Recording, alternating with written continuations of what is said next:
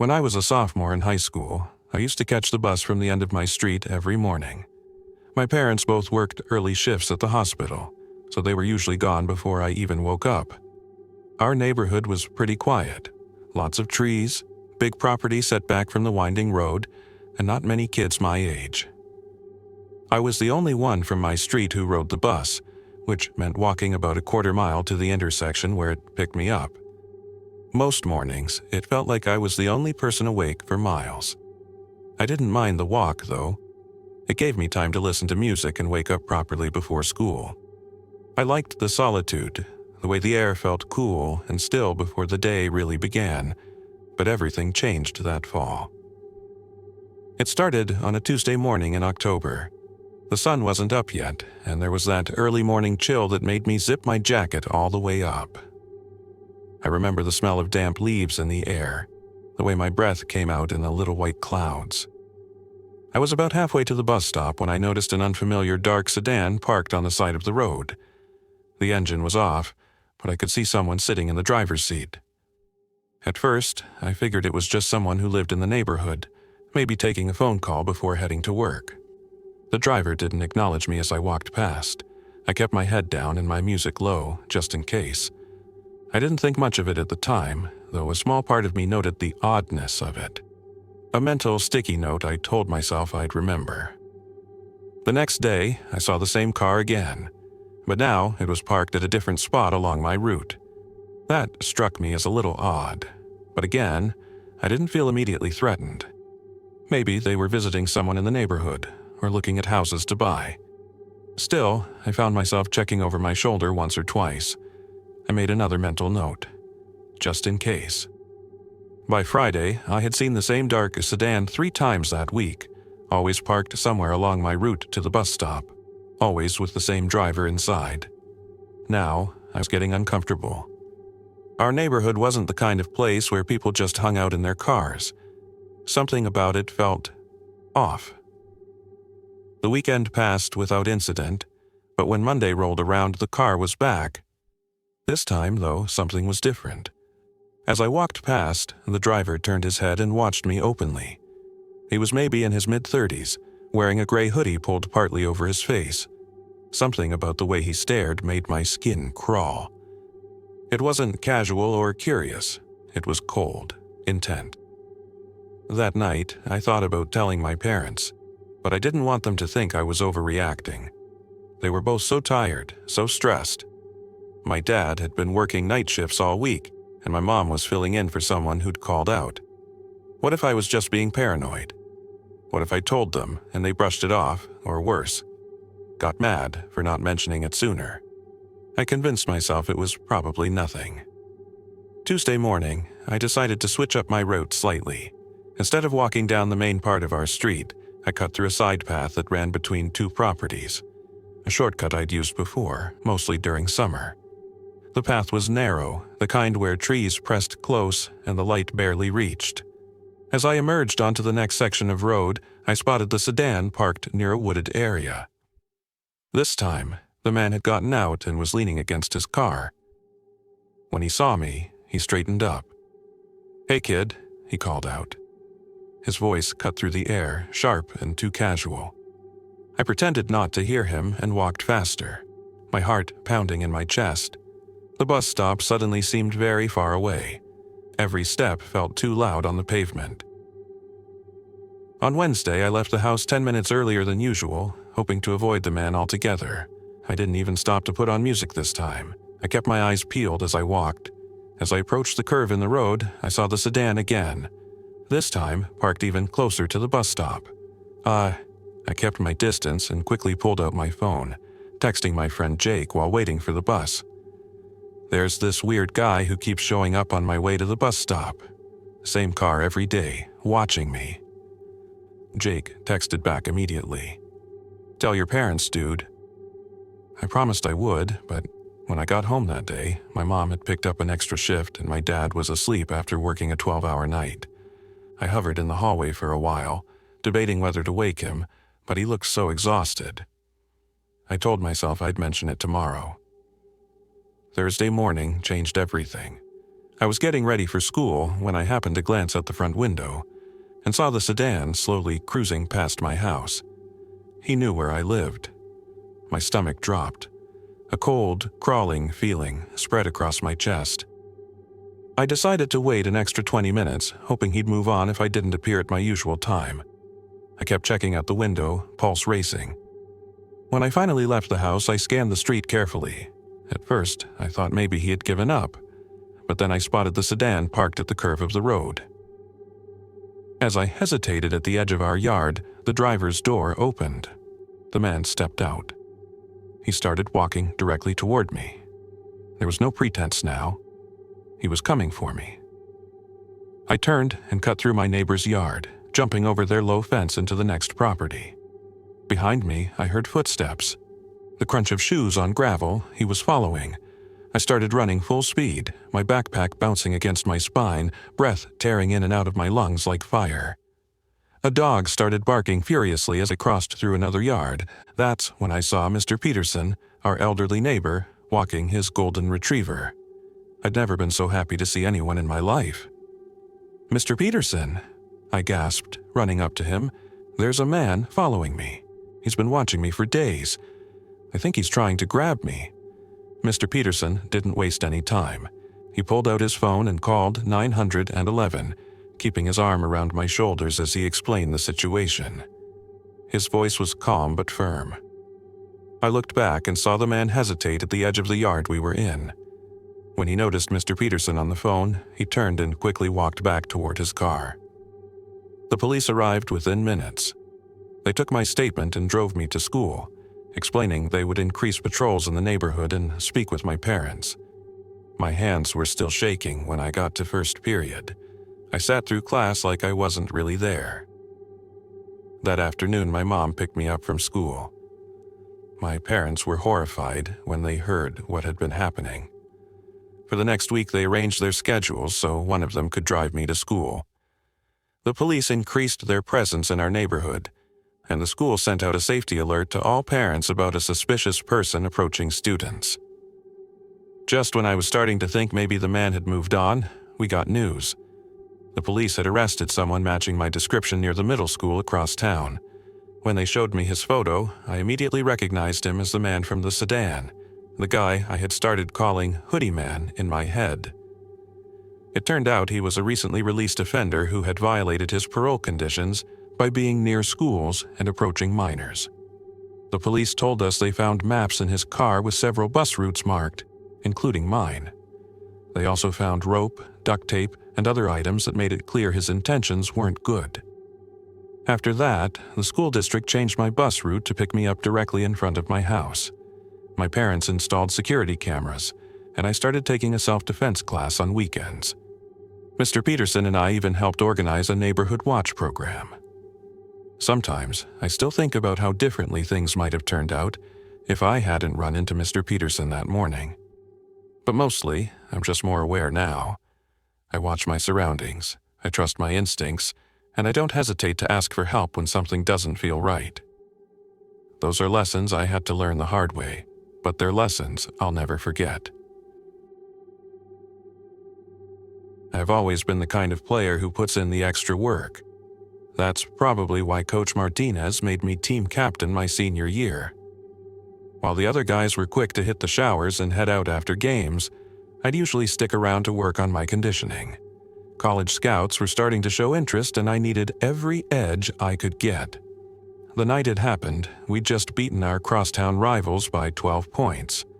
I'd played one of my better games, 22 points and 8 rebounds, but I still wasn't satisfied with my performance. My lateral movement on defense had been sluggish, and I'd missed 3 free throws. So while everyone else headed out to celebrate, I told Coach I was going to put in some time in the weight room. "Don't stay too late, Jason," Coach Martinez said, grabbing his clipboard. "I'll be in my office for another hour doing paperwork if you need anything." Our school, Westfield High, was pretty big, about 2,000 students, and the campus was sprawling. The main gym was connected to the locker rooms, but the weight room was in a separate athletics wing down a long hallway. By the time I made it there, the building was already quieting down. Only a few lights remained on in the hallways, creating pools of light between stretches of dimness. The occasional hum of fluorescent bulbs and the soft rattle of the HVAC system were the only sounds. The weight room was empty when I arrived. I put my earbuds in, started my playlist, and began my routine. The first 40 minutes went by quickly as I focused on lower body exercises to improve my explosiveness. The clink of weights, the rhythm of my breathing, and the beat in my ears drowned out the rest of the world. I was taking a water break when I first noticed something off. The lights in the hallway outside flickered briefly, and I thought I heard footsteps and a door closing somewhere distant. I figured it was probably Mr. Franklin, the night custodian, making his rounds. He was always friendly to the athletes who stayed late. I returned to my workout, but I couldn't shake a growing uneasiness. Maybe it was just being alone in such a big building, but something felt wrong. The shadows in the hallway outside the weight room seemed to stretch longer than they should. The mirrors in the room reflected more emptiness than I was used to. After finishing my last set of deadlifts, I decided to call it a night. I needed to grab my stuff from the locker room anyway. The hallways were eerily quiet as I made my way back. My footsteps echoed off the tiled floor, louder than I remembered. That's when I noticed something that stopped me in my tracks. A side entrance door, one that should have been locked at this hour, was propped slightly open with a small rock. Cold January air was seeping in around the edges, and a trail of melted snow led inside. As I stood there, trying to process why the door would be open, I heard a metallic clanging sound coming from the equipment storage room across the hall. My first thought was that it was Mr. Franklin organizing something, but then I remembered he should be cleaning the classrooms at this hour.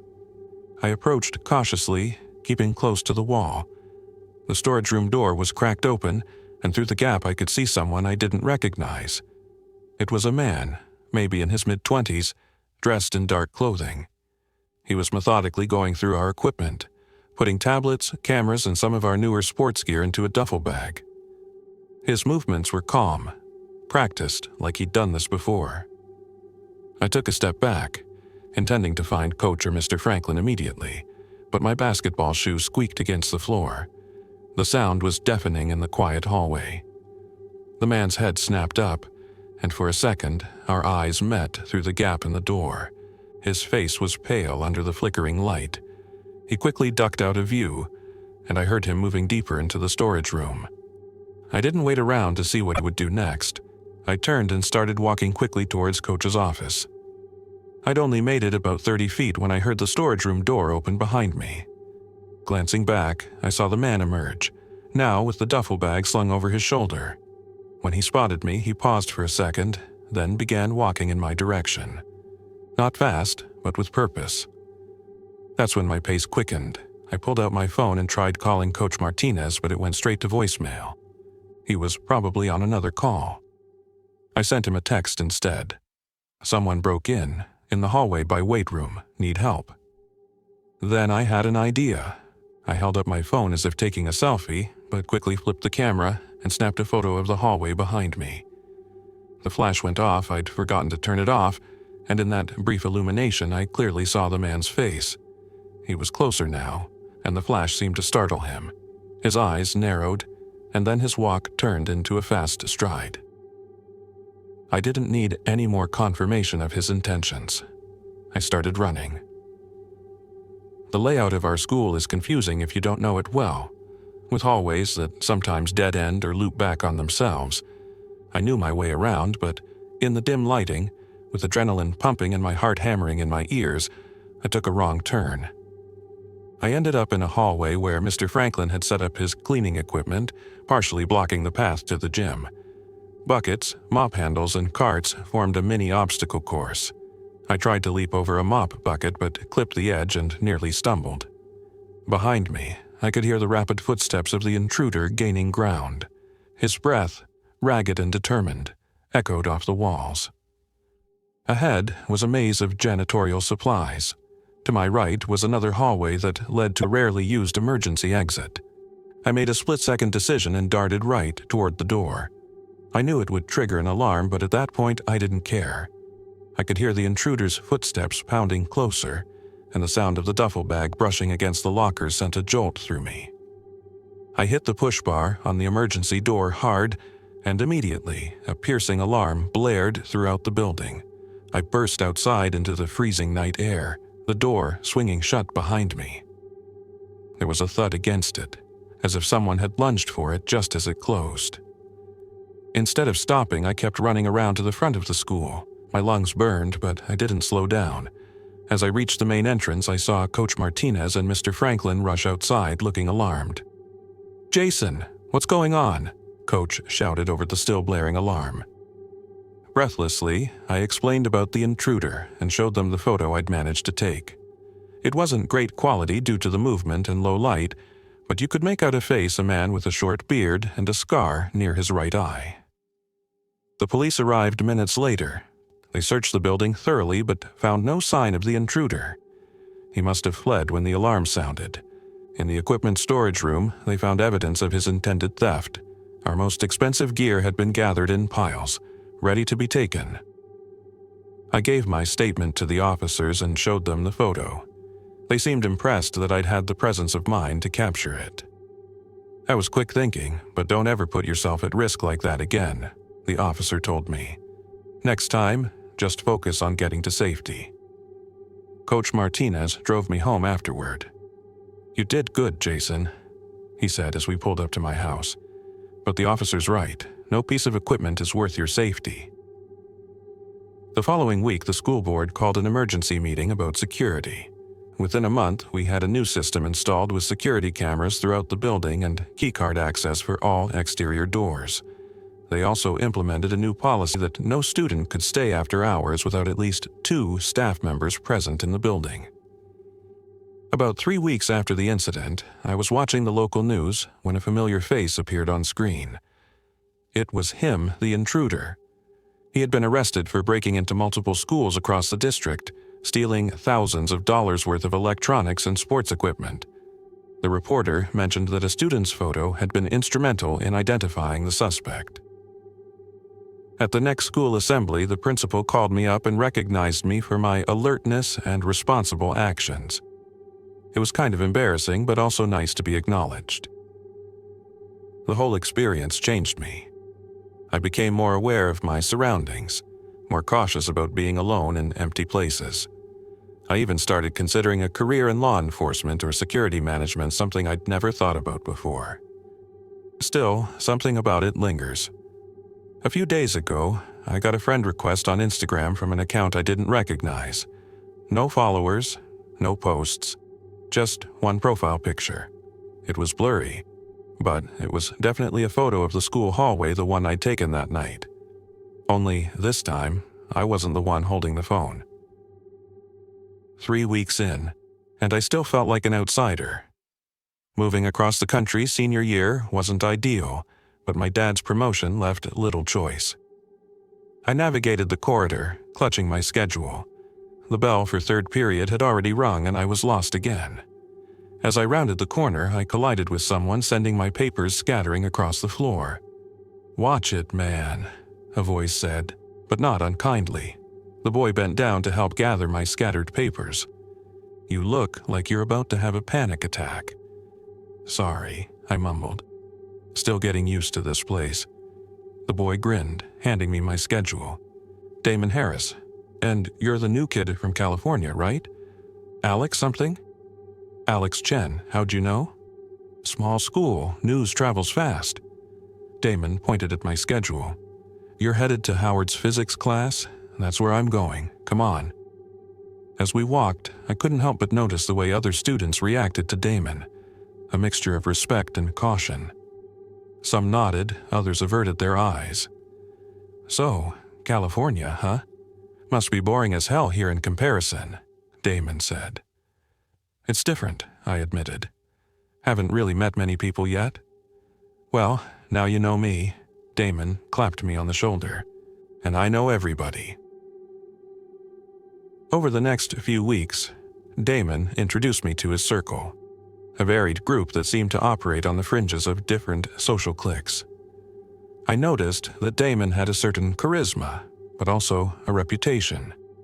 Whispers about fights, suspensions, and run-ins with the police followed him. But to me, Damon was the only person who'd made an effort.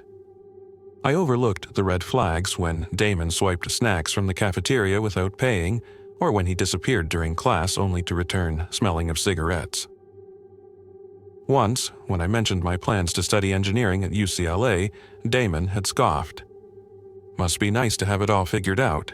People like you always have safety nets. The rest of us have to make our own opportunities." The comment had stung, but I brushed it off as a bad day. On Friday afternoon, Damon caught up with me in the parking lot. "Hey, a bunch of us are hanging at Miller's Point tomorrow. You should come." I hesitated.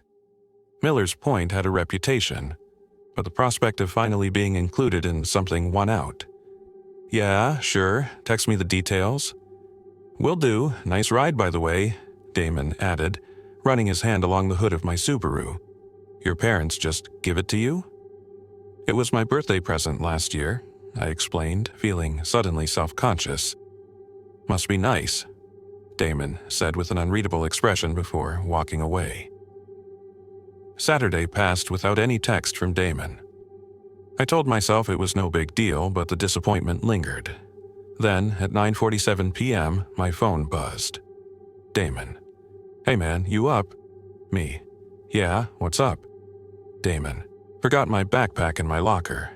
Has my calc final project due Monday?" Damon. "Janitor said he'd leave side door open till 10. Could you give me a ride?" My mom took the car. I glanced at the time. It was an odd request, but maybe this was how friendships worked here, favors and trust. Me. "Sure, I can pick you up." Damon. "Or a lifesaver. Meet you at school parking lot in 15. The school was eerily quiet when I pulled in. The parking lot was empty except for a few shadows near the gymnasium entrance. As I parked, I recognized Damon's silhouette, but he wasn't alone. 3 older guys stood with him, none of whom I'd seen at school. A knot formed in my stomach as I stepped out of my car. Something felt wrong. "There he is," Damon called out with a strange edge to his voice I hadn't heard before. "Mr. California."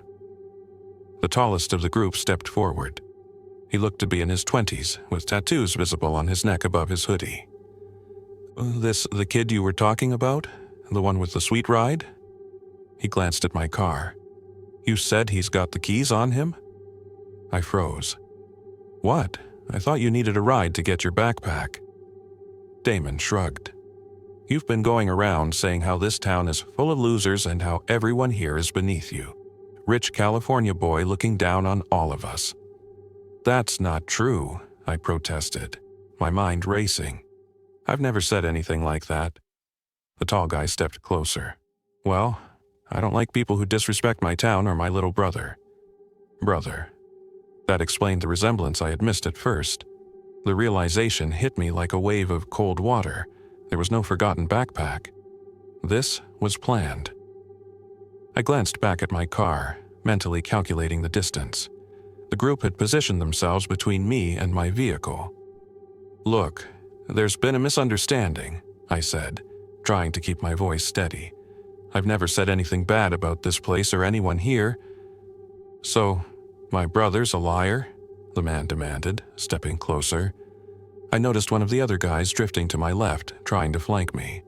They were surrounding me. My heart hammered in my chest as I realized how isolated the school parking lot was. "I didn't say that," I replied carefully, "but I think there's been some confusion." "The only confusion," Damon said coldly, "is you thinking you could come here acting all superior." A glint of metal caught my eye. The third guy was casually flipping open and closed what looked like a switchblade. In that moment, I understood with perfect clarity. This wasn't just about intimidation. They wanted my car. Damon had been eyeing it since day one, asking questions about it, making comments. I needed a distraction, fast. "You know what?" I said, reaching slowly into my pocket. "You're right, I've been an ass. I'm sorry." The apology seemed to catch them off guard, creating a momentary pause. "My parents always told me to make things right," I continued, pulling out my phone. I tapped at it while talking as if sending a message. I just texted my dad that I'm here with you guys. He wanted to meet my new friends anyway." A look of uncertainty crossed Damon's face. "Oh yeah," I pressed on, emboldened by their hesitation. "He's actually picking up pizza right around the corner. Should be here any minute. He's with Officer Reyes. They go way back. Dad mentioned the police mentorship program to him and he was interested in meeting you guys." This was a complete fabrication.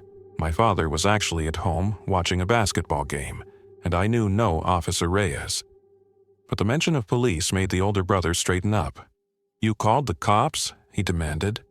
No, I said quickly. "My dad's just friends with—" Before I could finish, distant headlights swept across the parking lot entrance. It was just a passing car on the main road, but the timing was perfect. "That's probably them now," I said. The knife-wielding guy muttered something to the older brother, who nodded sharply. "We're out. Now." "But—" Damon started to protest. "Now," his brother repeated firmly, already backing away towards the side of the building. As they retreated into the shadows, I didn't waste a second. I sprinted to my car, fumbled with my keys, and practically threw myself inside. The engine roared to life, and I reversed with a screech, nearly hitting a light pole in my haste. I didn't slow down until I was 5 miles away from the school. Monday morning, I went straight to the principal's office. I'd spent Sundays scrolling through my text exchanges with Damon, finding subtle hints I'd missed. Questions about when I was alone at home. Comments about my car's features. And finally, the setup to get me to the empty school. Principal Warner listened gravely as I recounted the events. He pulled up Damon's record on his computer and sighed heavily. "This isn't the first incident," he admitted, "but it's the most serious. The texts you saved will help. I'm calling the police and your parents should come in too." By the end of the day, Damon and his brother were being questioned by police. 2 other students came forward with similar stories of being lured to isolated locations, though they'd been too intimidated to report it. The weeks that followed weren't easy. I felt the stares and whispers in the hallways. But surprisingly, other students began to approach me, people who'd kept their distance from Damon's circle. "Hey," a girl from my English class said one day at lunch. "Mind if we join you?" Soon I found myself part of a new group. Kids who shared my interest in photography, who invited me to actual gatherings that didn't involve criminal setups. One evening, as I was editing photos for the yearbook committee I'd joined, my dad knocked on my bedroom door. "Got a minute?" I nodded, and he sat on the edge of the bed. "I'm proud of you, you know that? What you did took courage." I shrugged. "I just wish I'd seen through it sooner. People like Damon," my father said carefully, "they're good at finding what others need, belonging in your case, and using it against them. That doesn't make you naive. It makes him manipulative. I guess I learned the hard way to be more careful about who I trust." He squeezed my shoulder. "Not just about being careful. It's about recognizing the right kind of trust. The kind that's earned, not demanded." As my father left, I turned back to my computer, looking at a photo I'd taken of my new friends at a recent hiking trip. It wasn't perfect. We were all mid-laugh, slightly blurry, but it was genuine. It wasn't just a photo. It was proof that real connection didn't come with a price tag. I never thought I'd be that kid. The one desperately trying to convince everyone that something terrible was happening while they all looked at me like I was crazy. But here I am, sitting in my car outside Westlake High School at 11:30 p.m., clutching a manila folder full of evidence that nobody wants to see. It all started 6 weeks ago when Mrs. Henderson, our English teacher since freshman year, suddenly took medical leave. We were told she had some family emergency, which was weird because Mrs. Henderson never missed a day. She once taught with pneumonia because she didn't want us falling behind before midterms. Enter Mr. Blackwood. Tall, mid-30s, with perfect hair and clothes that looked expensive but not flashy. From day one, he had this way of making everyone feel like they were in on some private joke, everyone except me. "Mark Evans," he said on his first day, looking at me with a smile that didn't reach his eyes. "Mrs. Henderson's notes say you're our resident Shakespeare expert." I mumbled something about just enjoying the class. I didn't like the way he singled me out, especially when he added, "Let's see if you live up to the hype." Within a week, Mr. Blackwood had transformed our normally quiet English class into what felt like the cool table in the cafeteria. Students who never spoke were suddenly engaged, laughing at his jokes, staying after class. Even Jen Phillips, who's heading to Yale next year and never cared about being popular, was hanging on his every word. The first red flag came when I got my essay back on Macbeth. I'd always been an A student in English. It was the one subject where I could disappear into the work and forget about being the quiet kid who sat alone at lunch. But there it was. C. His comments were vague, lacks depth, superficial analysis, nothing I could actually use to improve. When I approached him after class, he seemed almost pleased. "Not everyone can maintain their academic standing when faced with new expectations, Mark," he said, his voice carrying just enough for nearby students to hear. "Perhaps you relied too heavily on Mrs. Henderson's generous grading." I felt my face burn as Damon Carter snickered behind me. Damon, the basketball star who usually slept through class, had gotten a B+. I told myself it was nothing, new teacher, different standards. But I started paying closer attention to Mr. Blackwood, and what I saw made my skin crawl. He had this system, subtle but unmistakable once you noticed it. He'd created factions in our class, playing students against each other. He'd praise someone lavishly one day, then critique them harshly the next, always with an audience. The praise was public, the criticism private, except for a select few of us. There were 5 students he seemed to have targeted. Me, Sanvi Patel, Luis Rodriguez, Emma Chen, and Alex Weber. None of us had anything in common except that we were all somewhat outsiders in different ways, and each of us was systematically being isolated. "I heard Mr. Blackwood say your analysis was disturbingly off base," my lab partner whispered to me during chemistry. I hadn't shared what Mr. Blackwood said in our one-on-one meeting with anyone. But he was sharing things about us, planting seeds. 2 weeks in, I noticed the camera. Not the school's security cameras, his personal one. A small, expensive digital camera that he would casually use during candid class moments for the yearbook, he claimed.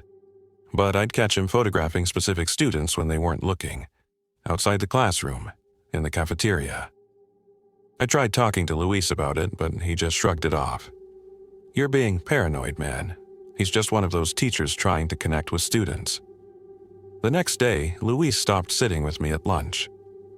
3 weeks after Mr. Blackwood arrived, I was using the computer lab to research a history project when I decided to look him up. Nothing came up at first, no social media, no teaching records. Then I tried his full name, Jonathan Blackwood Teaching, and found an article from 2 years ago, 2 states away. A small mention of staff changes at Madison High School, including new English teacher Jonathan Blackwood. I dug deeper and found the local newspaper archives for that town. 3 students had gone missing during the school year. The cases were still open. There was no direct connection to the school in the articles, but my hands were shaking as I printed everything. That night, I couldn't sleep. I told myself I was being ridiculous.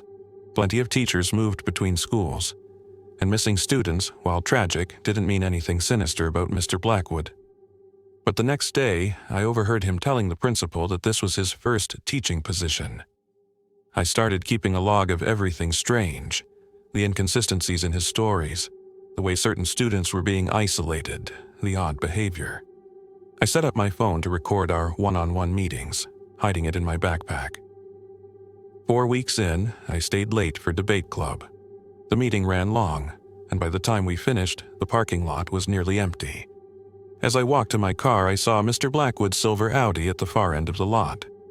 The trunk was open, and he was struggling to load something wrapped in heavy black plastic, something large and awkwardly shaped. I ducked behind a car and watched as he finally maneuvered it into the trunk, then wiped his forehead with a handkerchief before driving away. The next day, Sanvi wasn't in class, or the day after. Her family had to return to India for an emergency, Mr. Blackwood announced with just the right amount of concern. These things happen suddenly, sometimes. But when I texted Sanvi, her number had been disconnected. Her social media accounts were gone. I tried talking to Emma and Alex, the other students on what I now thought of as Blackwood's list. Emma just stared at me with frightened eyes before walking away. Alex was more direct. "You need help, Mark. Seriously. Mr. Blackwood told me you've been saying weird stuff. He's worried about you." That's when I realized how thoroughly he'd isolated us from each other. No one would listen. Not my classmates, not the other teachers who were as charmed by him as the students, not even my parents who suggested that maybe I was just stressed about college applications. I had no choice but to follow him. For 3 nights, I sat in my car down the street from the school, waiting for him to leave. Each night, same routine. He'd leave around 6 p.m., drive to his apartment, and stay in. But on the 4th night, he came out again at 10:30 p.m., carrying a duffel bag. I followed him, keeping 2 cars between us at all times like I'd seen in movies. He drove to the abandoned Westbrook Industrial Park on the edge of town. The place had been empty for years, waiting for some development deal that never happened. My heart was pounding so hard I could barely breathe as I parked a block away and approached on foot. I found a broken window at the back of the main building and climbed through. The inside was dark except for a light coming from somewhere deeper in the building. I followed it, moving as quietly as possible through hallways littered with debris. The light led to what must have been an old office area. The door was cracked open, and I could see Mr. Blackwood inside. He had set up some kind of workspace, a table with a laptop, various tools, and several large coolers. Photos were pinned to the wall, student photos. I recognized Emma, Luis, and myself among them. There were others from schools I didn't recognize. Some had red X's marked through them. I had to get out, had to tell someone. As I backed away, my foot hit an empty can, sending it skittering across the floor. The sound echoed through the empty building. I ran. Behind me, I heard the office door open fully, followed by footsteps. "Hello?" Mr. Blackwood's voice, casual but alert. "Is someone there?" I didn't stop until I reached my car, my lungs burning. I drove straight to the police station, only to be told that I needed actual evidence of a crime, not just suspicious behavior. Teachers are allowed to be at abandoned properties, the officer told me, barely hiding his annoyance. It's not illegal to have photos of students for school purposes. I tried Miss Winters next, my chemistry teacher and the only faculty member who didn't seem completely taken with Mr. Blackwood. She at least agreed to look at what I'd found. The next morning, I compiled everything. The recordings, the photos I'd taken of his workspace, the articles about the missing students from his previous school, my log of events. I put it all on a USB drive and in a folder. When I got to school, there was a note in my locker. Simple. Typewritten. "I know what you did last night. We should talk after school. My classroom. 4 p.m. Mr. B." My hands were shaking so badly I could barely open my phone. I texted Miss Winters. "Did you look at the files?" Her response came immediately. "Yes. Called police this morning. They're coming to school at 4:30. Stay away from him until then." All day, I felt his eyes on me. In class, he was his usual charming self, but whenever our eyes met, his smile seemed more like a predator showing its teeth. After last period, I went straight to Miss Winters' classroom and showed her the note. "You can't go," she said, her face pale. "The police said they need time to get a warrant based on what you found. They don't want to tip him off." "But what if he runs? What if he destroys evidence? Mark, I'm serious. This isn't a game. If what you suspect is true, what about the other students? What about Sanvi?" My voice cracked. "She didn't go to India, did she?" Miss Winters looked away. "The police are checking flight records. They're taking it seriously now." I nodded, though every instinct screamed at me to do something, anything, rather than just wait. "Go home, Mark," she said gently. "Let the professionals handle this. You've done your part. That's why I'm sitting here now, in my car in the dark parking lot, watching the school. Miss Winters told me to go home. The police said to wait, but his classroom light is still on and his car is the only one left in the faculty section. What if he's in there destroying evidence right now? What if there's something that could help find Sanvi or the others?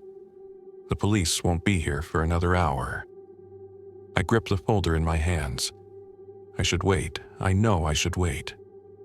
But the light in his classroom just went out, and now I see him, walking quickly to his car, carrying 2 large duffel bags.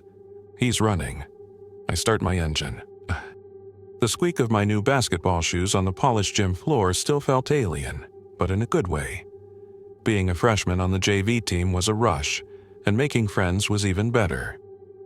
Liam was one of the first guys to really talk to me, a junior with a laid-back smile and a habit of slapping everyone on the back a little too hard. He wasn't just a teammate. He was my guide to the wider social circle, introducing me to upperclassmen and girls from the cheerleading squad. For the first time in my life, I felt like I belonged. One Friday after practice, Liam clapped me on the shoulder, his hand lingering a fraction too long. "Hey, man, some of us are gonna hang out later. You in?" My stomach did a little flip. I'd been hoping for an invite. "Yeah, totally. Cool. We're just gonna chill at Mark's place, maybe grab some pizza, play some video games." Mark was a senior, someone I'd only nodded to in the hallways. This felt like a step up. But when Liam picked me up, his beat-up Honda Civic was already packed with guys I didn't recognize. They were older, their faces harder, their laughter louder and sharper than the guys on the team. Liam just grinned at me from the driver's seat. Figured we'd roll deep. We made a quick stop at a gas station convenience store. The older guys grabbed energy drinks and bags of chips, their jokes laced with a casual aggression that made me subtly uneasy. As we pulled back onto the road, the directions Liam gave weren't leading towards the nicer part of town where I assumed Mark lived. I pulled out my phone to text my mom, letting her know the change of plans, but the signal bar was stubbornly empty. A brief flicker of, "Wait, what?" went through my mind. "Hey, Liam, I thought we were going to Mark's?" I asked, trying to keep my voice casual. Liam glanced back, a strange glint in his eyes. "Yeah, man, just gotta make a quick stop first. Mark's got this spot. It's way better than his house." The spot turned out to be a deserted gravel pit on the outskirts of town. The air was cold and damp, my breath steaming in the weak moonlight as I tried to swallow my rising panic, the scent of wet earth mixed with something else, something metallic and faintly unsettling. As Liam pulled the car to a stop, killing the engine, the silence was heavy, broken only by the distant hum of traffic on a highway I couldn't see. "All right, let's go," one of the older guys said, his voice gruff. They all piled out of the car, and Liam gestured for me to follow. He looked almost nervous, glancing at the others before meeting my gaze. I hesitated, my initial excitement completely evaporated. This didn't feel right. "What's going on?" I asked, my voice barely a whisper. Liam's smile was gone, replaced by a hard, almost cruel expression. "We need to talk, freshman." The other guys formed a semicircle around me, their faces grim. One of them, a hulking dude with a shaved head, stepped forward. "We heard you've been running your mouth, spreading rumors about us." My mind raced. Rumors? I hadn't said anything about these guys. I barely knew them. "No, man, I haven't. I don't even know you." "Don't lie," another one sneered. "We know it was you, little freshman trying to act tough." The accusations came thick and fast, each one more absurd than the last. They claimed I'd been talking behind their backs, making fun of them, even trying to stir up trouble with some other group. I tried to deny it, to explain that they had the wrong person, but my words seemed to bounce off their anger like pebbles off a wall. The crunch of gravel under their feet as they closed in sounded like bones breaking in the sudden silence between their shouts. The situation escalated quickly. Their voices grew louder, their faces inches from mine, their threats becoming more explicit. The hulking guy shoved me, and I stumbled back, the cold seeping through the thin fabric of my jacket. Fear, cold and sharp, pierced through me. I knew I was in serious trouble. "Look, I swear I didn't say anything," I pleaded, my voice trembling. "Just let me go." "Not until you learn your lesson," Liam said, his voice cold and unfamiliar. For a split second, his eyes flickered with something, regret, guilt, but it vanished before I could be sure. Another shove, harder this time. I instinctively put my hands up to defend myself. I managed to block a punch, even landed a weak jab on one of them, but they were too many. They swarmed me, pushing, grabbing, their anger a tangible force. His fist grazed my jaw, not enough to bruise, but enough to make my ears ring. Panic surged. I knew I couldn't fight them all. My mind scrambled for a way out. As they momentarily backed off, yelling at me, a desperate idea sparked. My phone. I fumbled in my pocket, my hands shaking so badly I almost dropped it. I managed to open the voice recorder app and discreetly hit record, tucking the phone back into my pocket. The threats continued, now laced with promises of what they'd do if I ever breathed a word of this to anyone. The hulking guy grabbed my arm, his grip like iron. I knew I had to get out of there. Taking advantage of a momentary lapse in their attention, I shoved the guy holding my arm with all my might and bolted. They yelled after me, but I didn't look back, sprinting across the uneven gravel, my lungs burning, my heart pounding in my chest. I didn't stop running until I reached the faint glow of streetlights in the distance. Shaken and bruised, I finally made it home. I didn't tell my parents the full story that night, just mumbled something about a misunderstanding. But the next morning, a friend from the basketball team texted me a link. My blood ran cold as I watched the grainy video.